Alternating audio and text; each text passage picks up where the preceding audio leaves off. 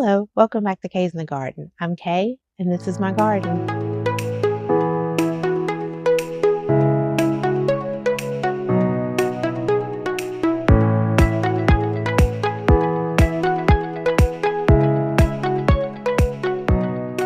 Okay, guys, we're going to go ahead and harvest these onions. I've talked a lot about the onions and the bulbing. They actually have done pretty good. I'm not disappointed in the harvest at all, but I think I'm ready to plant my peppers. So I'm going to go ahead and harvest these onions, and then I'll give you an update on the onions that we planted just a few months ago. So I didn't plant as many onions this year because I planted a lot last year. I planted in all of my green stalks. In some of the green stalks, I actually planted 2 onions in each pocket. And then I had 2 beds of onions. So I had a lot of onions last year, and I still have some preserved. So I have a 1/2 gallon of freeze-dried chopped onions, and I think I still have a gallon freezer bag where I flash freeze the onions, and that way I can just take a scoop of what I need when I'm cooking, which has been a tremendous benefit when I'm cooking. It makes it a lot quicker and faster. I'll try to add a clip in here when I'm preserving these so you can see how I flash freeze them, as well as I will be doing a freeze dryer video soon. I need to harvest some herbs, as well as I want to freeze dry some of these onion tops. So on our next video, we'll probably be doing that. Maybe it'll be a harvest video where I'll also show you how I do the freeze dryer. Okay, so let's get to harvesting these onions. I have you here at the onion bed, and what I'm going to do is when I come to an onion, if it's folded over or not, if I squeeze the neck of the onion and it is soft or bent over, we're going to pull that onion. So for this example, this onion kind of split. As you can see, it's very much ready to be harvested. And so typically you do not want to cut the tips off, but I am going to on a few of these because I want to show you how I'm going to harden off these onions. I'm actually going to preserve some of these. I'm going to go ahead and cut them up. And then there's some that I'm going to harden off so that I can add in storage for fresh eating. So some of these did not get very big, and that's okay. Sometimes you just need a single serving of an onion. And again, some of these I will go ahead and preserve them. This one has a short stem, so I won't cut that.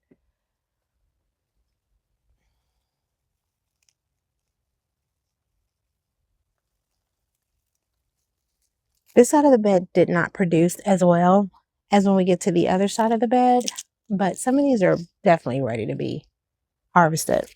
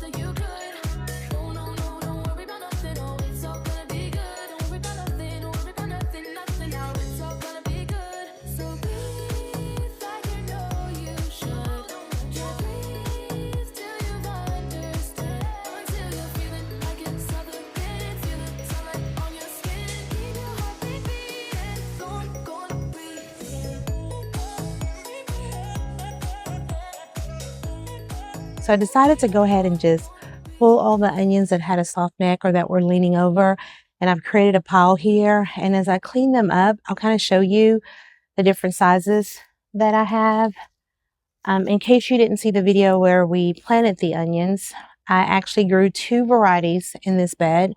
One is it's a 1015Y Texas Super Sweet onion. And I also grew a Texas Early White variety. So these are the two varieties that are in this bed. It's easy to tell, one's yellow and one's white, so you can easily tell which is which. I will tell you this is not my best harvest of onions. I'm not quite sure. I do believe I know what I did differently this year. And as I kind of clean these up, what I'll do is share with you what I think happened and what I will do different next year. Okay. So let's get started with this. So again, this is a yellow onion. Again, I do have a bulbing onion. That's a nice size. It's a nice shape. I'm not mad at the harvest. Some years you're going to have a great harvest and some years you're not. And I know a lot of people are probably saying do not cut those tops, but I am. I've done it before. I am. I'm not cutting it down to the neck, right? I am literally just cutting some of the tips and I'm leaving even quite a bit. So I'm not cutting them all the way down. I just need them to be a little bit shorter and not so long. Also, you want to make sure that you are not peeling any of the outer dry skin off. That's what you want to keep. That's what allows the onion to preserve longer, have a longer shelf life. So only thing I'm doing is lightly brushing some of the soil off because you should harvest your onion when the soil is dry. And as I mentioned to you, last weekend we had quite a bit of rain and I want to get these onions out because I'm ready for my peppers to go in. So this is one of the early whites. And again, that's not a bad onion. So again, I do have some really great onions in here, some pretty good sizes. And then I also have some that are not so great in size. But if I was making, I don't know, a salad and I just wanted some onions in it, that would be a perfect onion. So again, an onion is an onion. I'm not disappointed. I even had some weird stuff happening. Let me show you this onion. And when I say weird, it's not uncommon, but I had some splitting. So this actually looks like it's splitting into three. There's one bulb here, there's a bulb there, and then there's another bulb there. So, again, I'll cut this up and preserve it, and it'll be just fine. All right, what do I think happened? So, in past years, when I plant it, I always plant from a start. I first started growing onions, I was planting from a set, which is more of a dried small bulb. They pull it once it starts bulbing and then it dries out and you can plant it. Okay. I like to plant from starts, which is a very early seedling. And I order my onions from Dixondale Farm. And this year I even grew some from seed successfully, and I have them over in the green stock. We'll do kind of we'll check up on those onions as well as the onions that I started late as a test to see if I can plant after colder months and still get an onion harvest during spring. Just testing that out. So when I plant onions, I'm going to break this off to show you. So let's pretend this is a start. And the bottom portion of it would be white because that's the onion part, and then you have your roots. I was planting them very shallow. And I think what I should be doing is planting them a little bit deeper so that I can get a really nice sturdy plant as it's growing and developing. A lot of these onions are bent over, they're growing sideways, and I think it just became this really cluttered chaos in this bed. I Didn't really realize this until I was watching a channel, Salty Dog. I think it's Salty Dog Homestead, but his onions look amazing. Yes, I said it. Your onions look amazing. And they are very uniform. They are producing the same size. Every onion seems to be the same. So I don't think I planted them too close together at all. I don't think that's it. I think I should have just planted them a little bit deeper. And then as they started bulbing, I should then do what I call, and many call, the spooning method, which I did this year. And that's removing some of the soil from around the onion so that it has more room to bulb and not fighting against the pressure of the soil. But when I planted these, they were already on top of the soil because I didn't plant them deep enough. And so they started bulbing, but they didn't have a good foundation to stay sturdy and upright in the soil. Okay. So again, sometimes you plant things and you just, don't focus on the details and you're just in the motion of planting. And you forget the intentional part of how do I make this successful? So I think next year I'm going to be very mindful. I am making a note to myself next year when I plant my onions, go deeper with my starts. I will still, with my starts, I will plant deeper with my starts. Here's another onion. You can see that it actually there's an extra bulb in there. I'm not sure. I'm going to look at why it does that. Why does it create multiple bulbs? Not sure. But that's a decent sized onion as well. When I'm cooking, and I cook a lot, I like to use the entire onion. I don't like to store the onion. Onions can absorb bacteria from like in the refrigerator. And I don't like to use it. Now I will if it's like the same day or a little bit later that day, but I'd like to use the whole onion. So I'm not mad when I get some of the smaller sizes.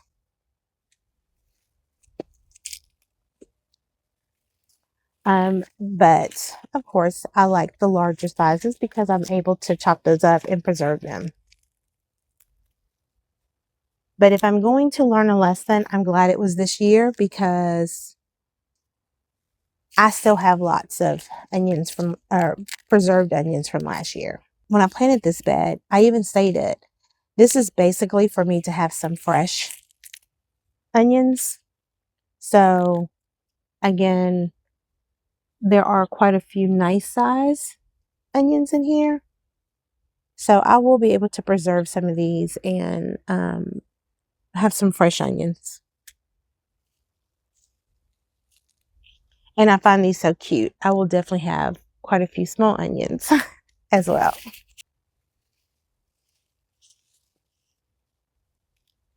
So let me know in the comments, how did your onions turn out this year? Did you have a good harvest? Or are they still growing? Have you decided to leave yours in the bed a little longer? If you want to see me freeze dry some of these onions, let me know in the comments. It doesn't hurt to freeze dry them. I do have, like I said, a half a gallon mason jar of freeze dried onions, but I will definitely put some in the freeze dryer with the herbs or some of the other items that I'll be freeze drying on the next video. But if you want to see the onions, just let me know. I might do some anyway because I don't think I have very much onion powder. So I might go ahead and freeze dry some of these and make onion powder.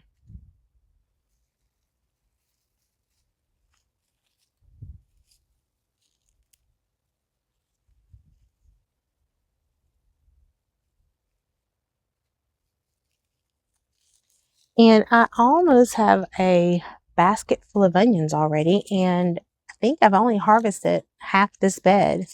But again, I have some of these nice little cute pearl onions that I could probably put in a roast. I'm going to be making some salsa this year. So these onions will be perfect for that. I can also use these small onions for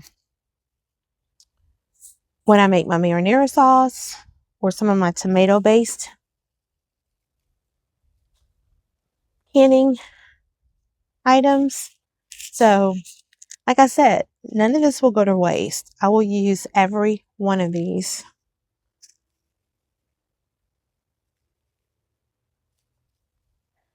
I've recently had an increase in my followers, and I first want to say welcome, and I appreciate all the comments about the garden. And I remember thinking when I was watching other channels that I would see someone and I would say, you know, when they were harvesting something, I would say, get that weed, pull that weed. So I have always been very much a person that likes things to be easy or as easy as possible. And I think when I am maintaining the garden, I've always, you know, felt like if I could just pull a handful every time I'm out here, it would make things easier. And I've always tried to prep my beds when I set them up to prevent a lot of weeds from being in the garden. As far as like the deep rooted weeds that grow like under the soil. So it's easy for me to maintain it because it's just top surface weeds.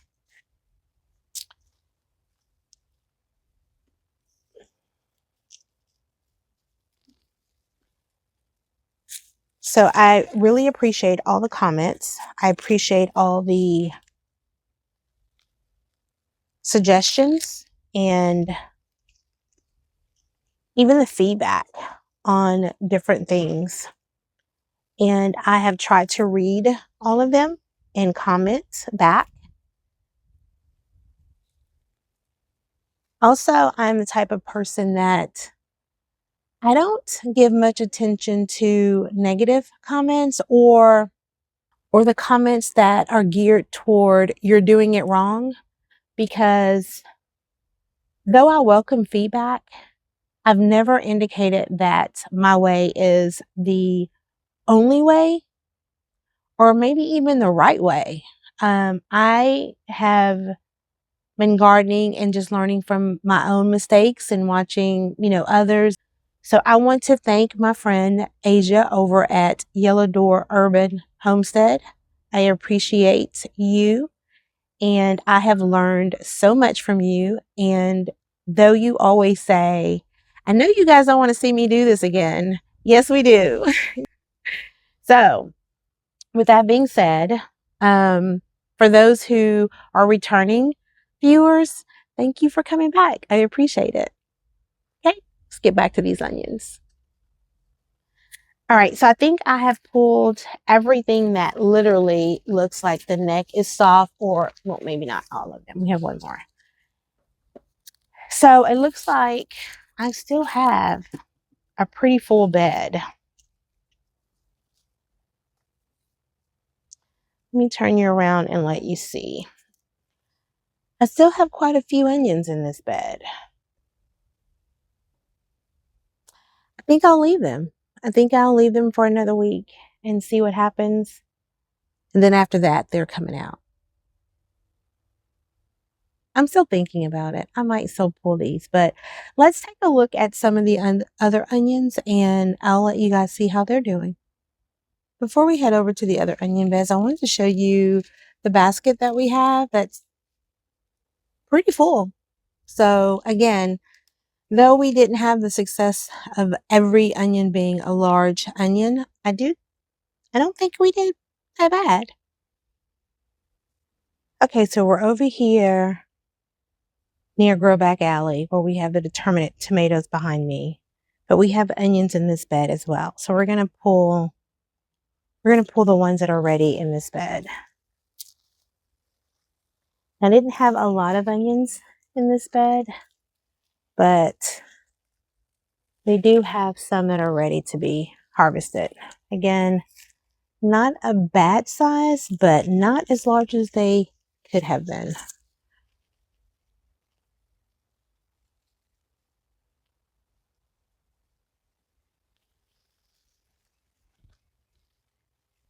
If the neck is still firm, I'm going to leave it. But if it is falling over or soft, I will pull it.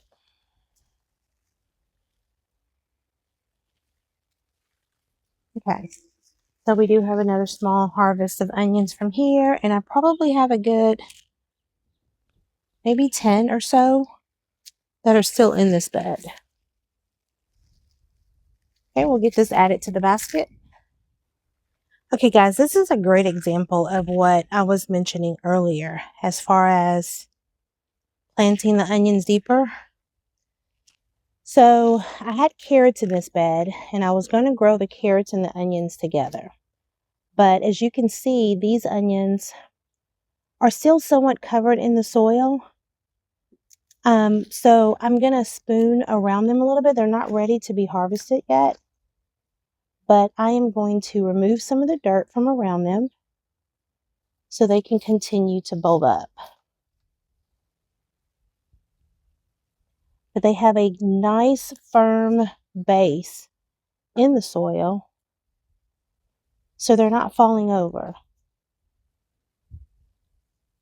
Okay, so I came over to this bed because I knew these were not ready to be harvested, but I wanted to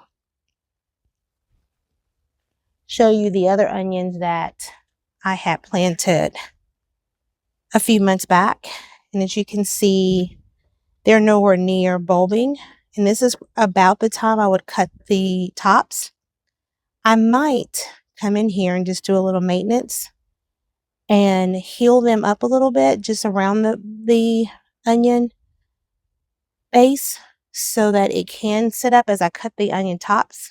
I will then kind of bury it a little bit more.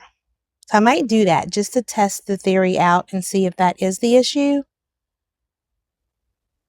I'll let you guys know how that works out. I may come back and show you a final picture of what that looks like if I can get it done today. Over here in the pepper bed, where I also have the Malabar spinach, I have one onion that I left here in the ground from last year's harvest, I believe. I just left it here. I've done this a couple times, and look at the size of that one. That's a nice size onion. We're going to go ahead and add that to our basket. These onions are bunching onions, and they are actually starting to flower and go to seed.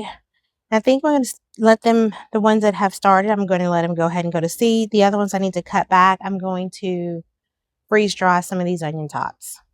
So I'll come on the next harvest video. I will be harvesting some of those. Okay, the last onions I'm going to show you are the ones that I actually started from seed, and they are by no means ready to be harvested.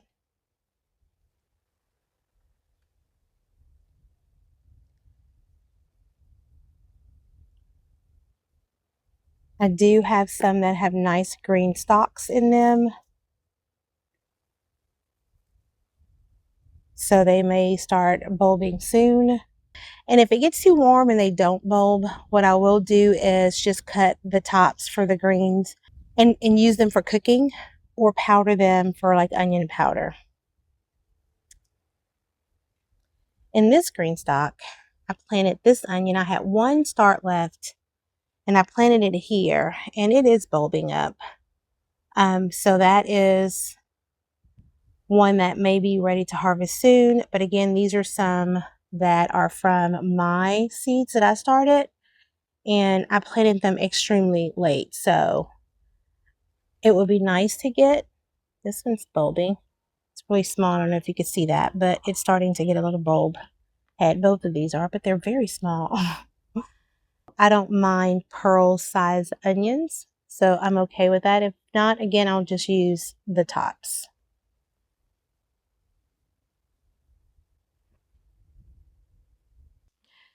So normally when I would cure my onions, I would put them out on the patio, and I had a setup with a crate, and I figured that it would allow some airflow throughout that crate. But here in Texas, it gets so hot, and the humidity, and when it rained, it created more moisture in the air that it was really hard to cure the onions. And I noticed that some of them would mold or start rotting. So I decided this year I was going to cure them in a different way. And so when I was thinking about it and thinking about I wanted to build this structure, as I was explaining it to myself, I was thinking that's exactly what these racks are. I wanted something that was vertical and that had like the holes through it so that I could actually put the onions through it instead of just laying them all on top of each other, because they really shouldn't touch each other, but I would overlap the stems. So when I was explaining it, I was thinking that's the shelf I just put up. So I decided to put them here in the garage on the grow station. And as you can see, I just kind of put them through the stems through the holes or the racks here. And I have them spaced out so they're not touching each other. If the onion bulb was too small, I kept it in the basket and I'll use that to preserve. But these I will go ahead and allow them to sit out here for about 2 weeks. If you recall, I do have a fan here in the garage, and so I will keep the fan on, and that will keep them dry and cool enough so that there's not any heat or moisture or humidity. So this is how I'm going to cure my onions this year, and I'm going to keep an eye on it. And yes, my garage smells like onion, but is that a bad thing? So once these dry out, I'll kind of keep checking on them, keep an eye on them, making sure that I don't see any mold or I don't see any of them starting to rot. And then what I'll do is, if so, I'll make adjustments then. Okay. But this is something new that I'm trying out. I think it looks great. I think it's a great idea so far that it's going to work. However, I do need to keep a fan on these. So that is our onion harvest for this year, or should I say that is our partial onion harvest for this year. But as we go through doing garden tours or maintaining the garden, I will keep you updated on the onions and how they're doing. But I wanted to go ahead and get these harvested. They look like they were starting to fold over and they were ready. Hey guys, we were here in my kitchen, and as I indicated, I'll show you how I preserve fresh, frozen onions. And I've already started.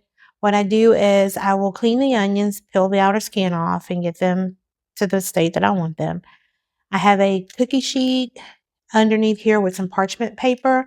I find parchment paper works easier for me than like wax paper. The parchment paper, with wax paper, they still tend to stick a little bit. So I'll spread them out, and usually I have this pretty full. Like I won't double stack it, but sometimes there will be some overlapping. Okay. As I mentioned, I am not a master gardener. And with that being said, I am not a master chef. So I am sharing with you how I do this. You can customize it any way you choose that is best for you.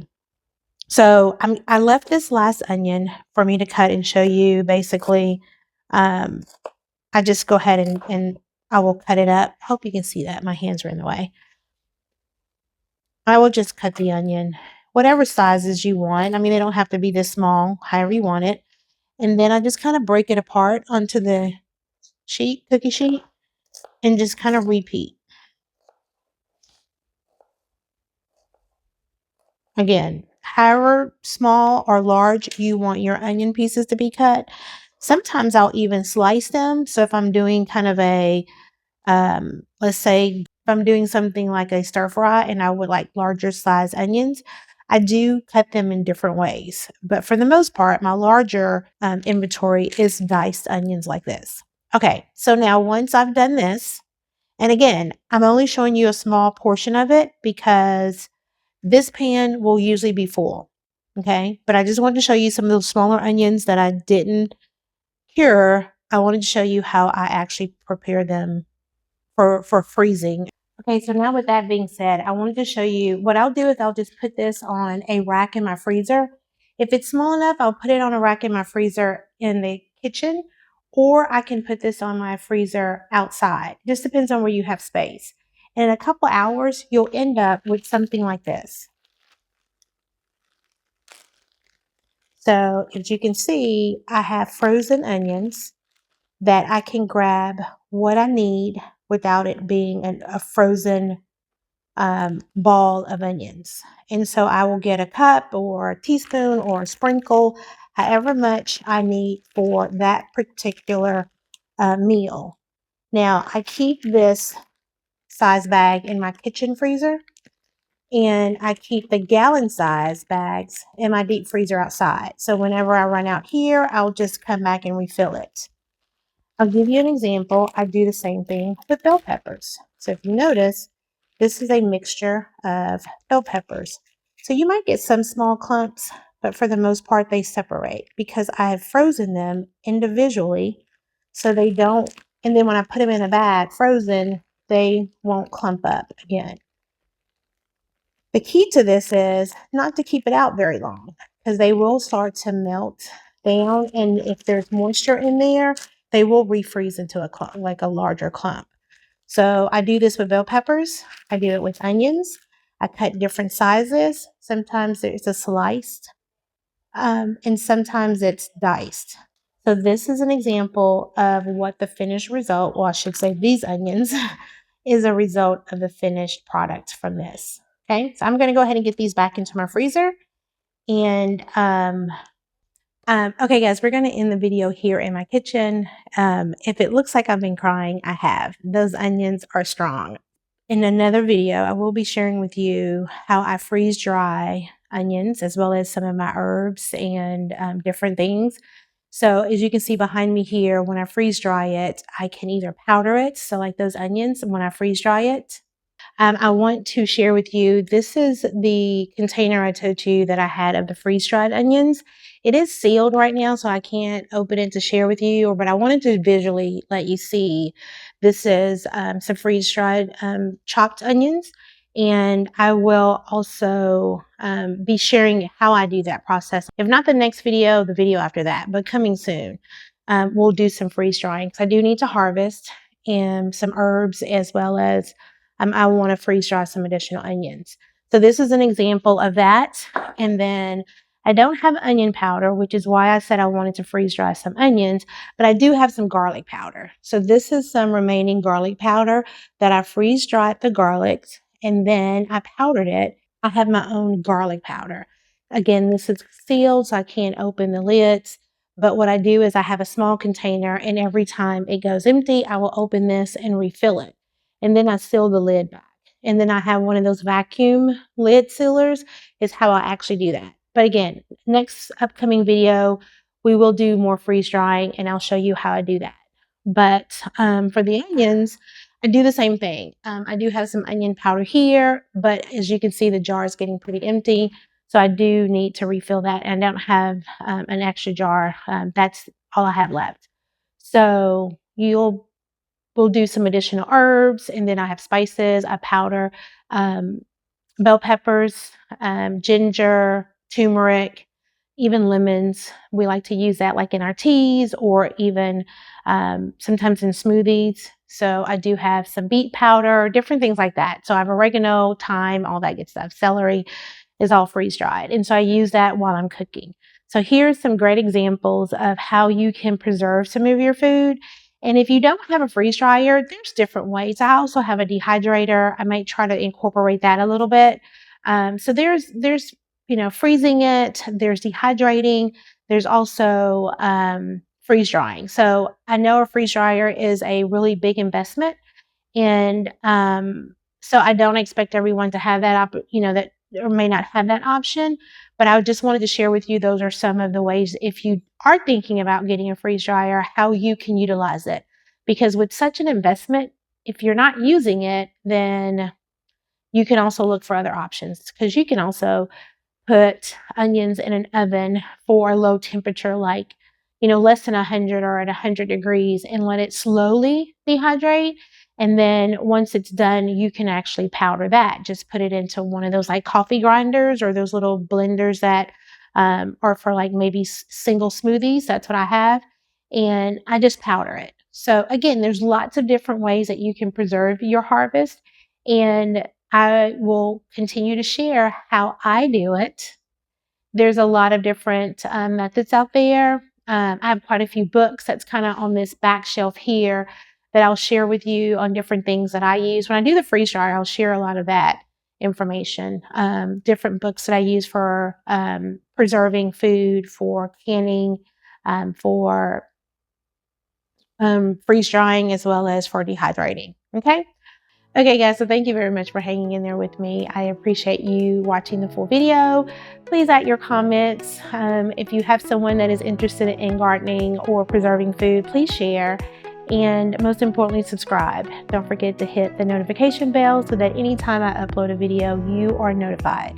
Thank you very much. Have a wonderful day. Bye-bye.